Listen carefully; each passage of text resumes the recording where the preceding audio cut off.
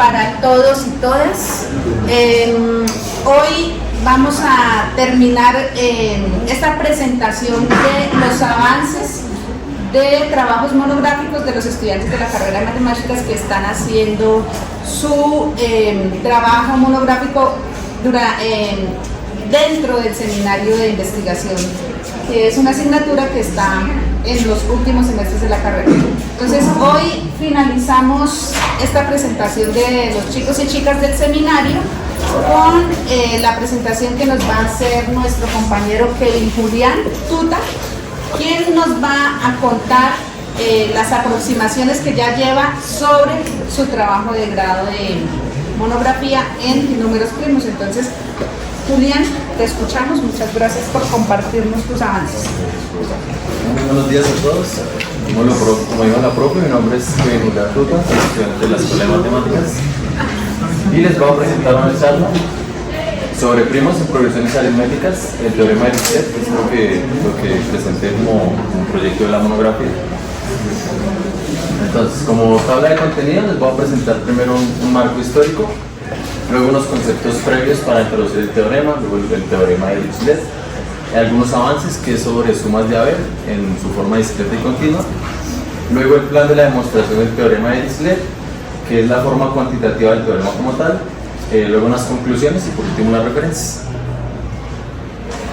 Entonces, bueno, cuando hablamos de teoría analítica de números o de teoría de números, pensamos en los números enteros, y más específicamente voy a hablar de los números primos. Entonces nos tenemos que remontar al año 300 a.C., cuando Euclides demostró que los primos son infinitos. Entonces, bueno, ya vemos que los primos son infinitos, y él empezó a pensar, ¿qué hago para encontrar yo un primo n inmenso? El primo que yo quiera. Y los seres humanos y los matemáticos nos dedicamos pues, específicamente a buscar patrones y orden. Entonces él dijo, ¿qué pasa con los primos si se presentan de una manera tan aleatoria? ¿Cómo puedo predecirlos? ¿Cómo puedo ordenarlos? Entonces, con respecto a este problema, aquí presento que es, por ejemplo, vamos a mirar el intervalo de los primos, o sea, el intervalo de 10 millones menos 100 hasta 10 millones, cuántos primos hay en ese intervalo, y luego en el intervalo de 10 millones más 100. Entonces, en el intervalo de 10 millones menos 100 tenemos estos 9 primos, pero en el intervalo de 10 millones hasta 10 millones más 100 solamente tenemos 2 primos. Entonces aquí es difícil imaginarnos como una estructura que nos pueda representar eso, o cómo podemos explicar ese tipo de comportamiento. Y entonces muchos años después, en el siglo XIX, Gauss, un matemático alemán muy conocido, empezó a hacer tablas de primos. Entonces él dijo, bueno, no analicemos los primos, por decirlo así, elemento por elemento, sino busquemos a gran escala si tienen algún comportamiento. Entonces lo que hizo él fue hacer tablas de primos. Entonces él empezaba a anotar primo, por ejemplo, del 0 hasta el 100, después del 0 hasta el 1000, del 0 hasta el 10.000, hasta 100.000, y empezó a darse cuenta que presentaban cierto tipo de comportamiento que aquí definió la función pi de x o pi de n, que la función pi de n nos dice cuántos primos hay menores o iguales a n. Entonces nos dijo, para un n muy grande podemos aproximar la cantidad de primos que hayan en esa función. Entonces, por ejemplo, para 10.000, la función la aproximación que dio fue que era 10.000 sobre el logaritmo natural de 10.000. Que eso después, unos años adelante, se convirtió ya en un teorema. Él solo hizo la conjetura, que fue un teorema que se llama el teorema de los números primos, y que se demostró por 2 franceses a finales del siglo XIX. Y luego aparece Dirichlet, un matemático alemán que trabajó en la Universidad de Berlín, trabajó después en Göttingen, fue compañero de Gauss y fue profesor de Riemann, que es el que formuló la famosa hipótesis de Riemann. Y bueno, él pensó, ¿qué pasa si analizamos los primos no su infinidad, sino en ciertas estructuras algebraicas? Y aquí fue donde pensó hacerlo, empezó a pensar en progresiones aritméticas. Bueno, y algo importante que hizo él, que él fue el que introdujo la teoría analítica de números, porque fue el primero en resolver un problema netamente aritmético, bueno, la teoría de números, con herramientas del análisis complejo. Y entonces aquí voy a introducir la definición de una progresión aritmética, que es una sucesión de números la que la diferencia entre los términos consecutivos es constante. Entonces, por ejemplo, lo más fácil en la que podemos pensar es en los números impares. Entonces, en este caso, en los números impares, el h, que es el elemento inicial, sería 1, la diferencia, que es el k, sería 2, y el n es el contador de los impares. Y aquí podemos pensar, bueno, es como claro que esa progresión aritmética de los impares tiene infinitos primos, porque todos los primos están en la progresión, bueno, menos el 2. Y aquí ya introdujo el teorema como tal de Dirichlet, que es dados cualesquiera dos enteros positivos, h y k, que sean primos relativos, que su máximo común divisor sea 1, existen infinitos primos congruentes a h módulo k, que es lo mismo que decir que en las mismas progresiones aritméticas que definimos, siempre que se cumpla la propiedad de que h y k sean primos relativos, hay infinitos primos. Y entonces aquí ya estos son conceptos de teoría aritmética de números, teoría analítica de números, y ya definimos lo que es una función aritmética o una función de teoría de números, que es simplemente una función en la que tomamos como entrada los enteros positivos y la función nos va a devolver valores reales o complejos. Entonces aquí hay algunos ejemplos, que esta es algo bastante sencilla, que es la función unidad para cualquier n. Esta de aquí es la función característica, que es lo que nos va a decir cuándo un elemento está dentro del conjunto, que en este caso este es un subconjunto de los enteros positivos. Entonces simplemente lo que nos va a decir es, tomando los enteros positivos, cuál elemento está dentro del conjunto nos va a dar 1, el que no esté nos va a dar 0. Y estas tres funciones de aquí son funciones que utilizamos comúnmente en la teoría de números también, que esta tau es el número de divisores positivos de n, esta omega es el número de divisores primos de n, que por el teorema fundamental de la aritmética todo n se puede ver como producto de primos, y esta omega nos dice cuántos primos diferentes son esa factorización. Y esta omega mayúscula es la misma omega minúscula, pero lo que hace es contar las repeticiones a las potencias de los primos.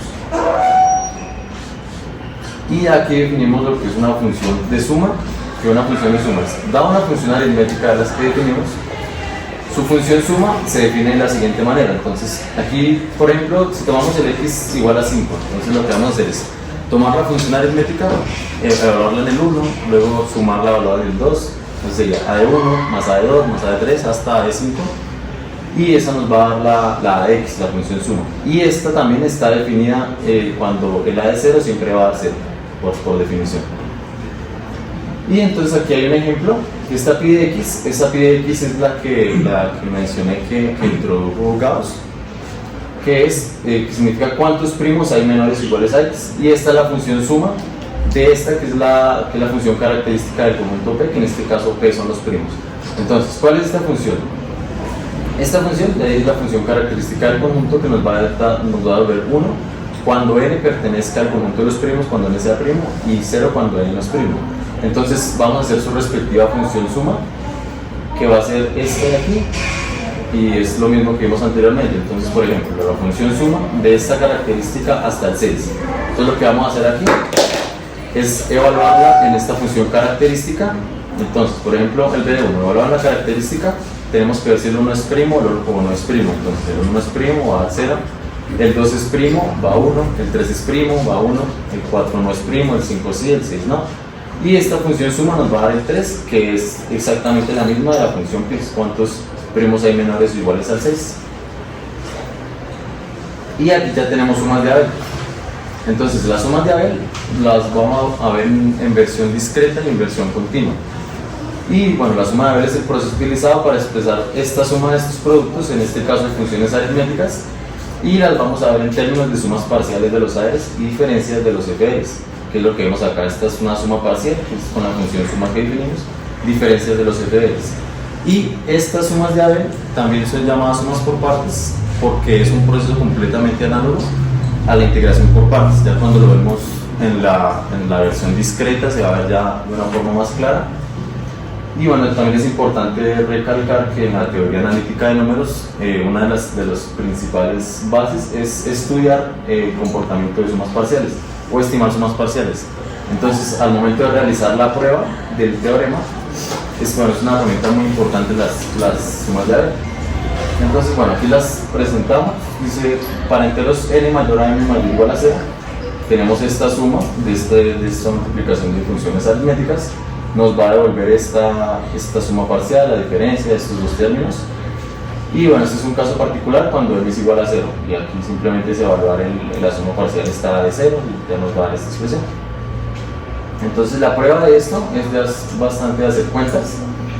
Entonces, tenemos r igual a 1, tenemos este AR y bueno, esta notación la vamos a poner con subíndices para que sea más fácil de ver, pero esto significa que esto es AR igual a la función suma de A.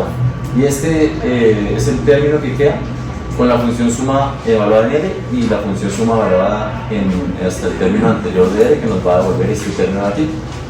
Y aquí lo que hacemos es empezar a escribirla por extensión. Entonces escribimos esta sumatoria por extensión, escribiendo la sub R de esta forma, y nos va a dar esta expresión. Entonces tenemos que empezar aquí a analizar. Aquí tenemos este a sub m más 1 y acá lo tenemos también. Entonces aquí tenemos este a sub m más 2 y más adelante lo vamos a tener, y así sucesivamente, a excepción de este término que es como el primero. Este es el primero y este es el último, entonces no los vamos a poder factorizar. Entonces, ¿qué hacemos? Este término, el último y el primero, los dejamos aparte y esto los expresamos con esta sumatoria con las sumas parciales como factor de los x, de esta manera. Y la última parte simplemente corremos un elemento hacia la izquierda, la sumatoria. Entonces empezamos aquí desde el m y aquí desde el m también, y ya esta sería la demostración de esta propiedad. Entonces aquí el ejemplo de lo que decíamos que es para estimar sumas parciales. Entonces vamos a utilizar esta sumatoria. Esta es una suma parcial de esta función aritmética, está acotada por un c para todo n. Entonces lo que tenemos que ver es que la suma parcial de este AR, esta de acá, está acotada por esta expresión. Entonces vamos a partir de esto. Vamos a escribir esta de esta forma, BR, y así tenemos que la suma, o sea, esta completa, es la suma, la función suma de R, está acotada por c, que es esta misma expresión. Y ahora por 2, que es la fórmula que deducimos anteriormente. Entonces tenemos AR, este grande, lo multiplicamos por R, o sea, este P, que es el completo, lo multiplicamos por R para que nos dé este A. Entonces aplicamos la suma y aplicando la ecuación que encontramos anteriormente nos va a devolver estos valores. Entonces, ¿qué hacemos aquí? Ahora lo que hacemos es valor absoluto, por propiedad del valor absoluto. Entonces el valor absoluto de esto es menor o igual al valor absoluto de este elemento más el valor absoluto de este elemento, más así sucesivamente hasta el valor absoluto del último elemento. Entonces eso nos va a dar menor o igual, porque como estos ya están acotados por la hipótesis, esto va a ser menor o igual a c, así sucesivamente hasta el último. Entonces aquí simplemente ya factorizamos el c y nos devuelve la expresión, y ahí ya hemos aproximado a esta suma parcial. Y esta es la versión continua, y aquí se dan cuenta, ya es bastante claro que es la misma integración por partes, la multiplicación por funciones aritméticas, y nos va a devolver la misma integración por partes. Y aquí tenemos, hacemos lo mismo, pero reemplazamos las sumas discretas en las expresiones anteriores, y aquí utilizamos el teorema fundamental del cálculo para ver esta expresión de esta manera, y ahí reemplazamos lo mismo. Entonces el teorema nos dice y menor o igual a y menor a x, y sea una función con valores reales o complejos y con derivada continua en xy, para poder aplicar esto. Y entonces la podemos definir de esta manera, el r entre el y y el x, y esta fórmula. Entonces para deducir la fórmula hacemos un proceso análogo al anterior. Entonces este x lo acotamos aquí entre el n y el n más 1, el y entre el m y el m más 1, para poder expresar las sumas de esta manera. Es lo mismo. Entonces aquí utilizamos esta identidad, es una identidad de la prueba anterior, y esta parte es importante para un paso que hacemos aquí. Entonces a de t es igual a r para t entre r y r más 1. Entonces, como definimos la función suma, por ejemplo, si yo tengo este r igual a 3 y el r más 1 igual a 4, lo que nos dice es que si yo cuando yo evalúe la función suma en un elemento que esté en medio de los dos, por ejemplo, este era el 2 y este 3, si el t es 2.5, la suma parcial va a valer el término inmediatamente anterior, o la parte entera, que sería el r, porque esto está definido de esa manera. Entonces, bueno, empezamos a hacer cálculos, Entonces tenemos que esta sumatoria la podemos escribir por el teorema fundamental del cálculo de esta manera. Entonces escribimos esta parte de aquí con la integral y bueno, afuera la función suma y esta suma parcial. Y ahora, ¿qué hacemos aquí? Por este mismo paso, cuando yo meta esta función suma dentro de la integral, en este rango de valores entre el r y el r más 1 va a valer lo mismo, por esto que expliqué en esta parte. Entonces podemos meter la función suma dentro de la integral. Y ahora de este paso aquí es aplicar propiedades de la integral definida. Entonces aquí lo que hacemos es sumar la integral de r hasta r más 1, bueno, aquí es de m más 1, sería desde m más 1 hasta m más 2, más la integral de m más 2 hasta m más 3, y así sucesivamente. Entonces, pues por propiedades de la integral definida, si lo vemos por ejemplo como integral de AB más integral de B a C es integral de A a C, es lo mismo que tomar el inicial hasta el final. Entonces por eso se toma la integral desde el valor inicial hasta el final, y así llegamos a esta parte de aquí. Y esto a partir del teorema anterior ya se deducen estas igualdades, se llega al resultado. Y a partir de este teorema se deducen estas 5 ecuaciones que nos van a servir para lo mismo, para aproximar sumas parciales.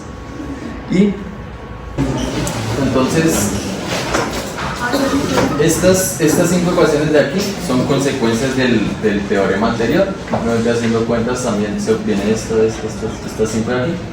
Y aquí en el ejemplo vamos a hacer lo que hicimos en el ejemplo anterior, pero a recíproca. Entonces tenemos que estimar esta suma y nos dan la cuota de esta suma parcial para todo x. Entonces vamos a utilizar esta suma. Entonces vamos a ver en las ecuaciones de atrás cuál nos sirve de esta forma, que es esta primera de aquí, esta forma de aquí, y la vamos a escribir de esta manera. Entonces lo mismo, escribimos de esta manera y tenemos que estimar tenemos que llegar esto es la hipótesis que nos da, tenemos que estimar esta suma.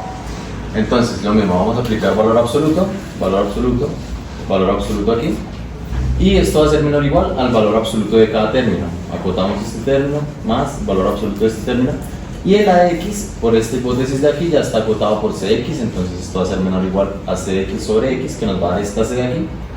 Y lo mismo aquí, esto es valor absoluto, este AT está acotado es por este CX, en este caso sería CT, se cancela un T, queda la constante después va para afuera, se resuelve la integral y se factoriza la C, nos da este resultado de aquí, y ahí ya tendríamos estimada esta suma utilizando esta ecuación de aquí, que es consecuencia del teorema.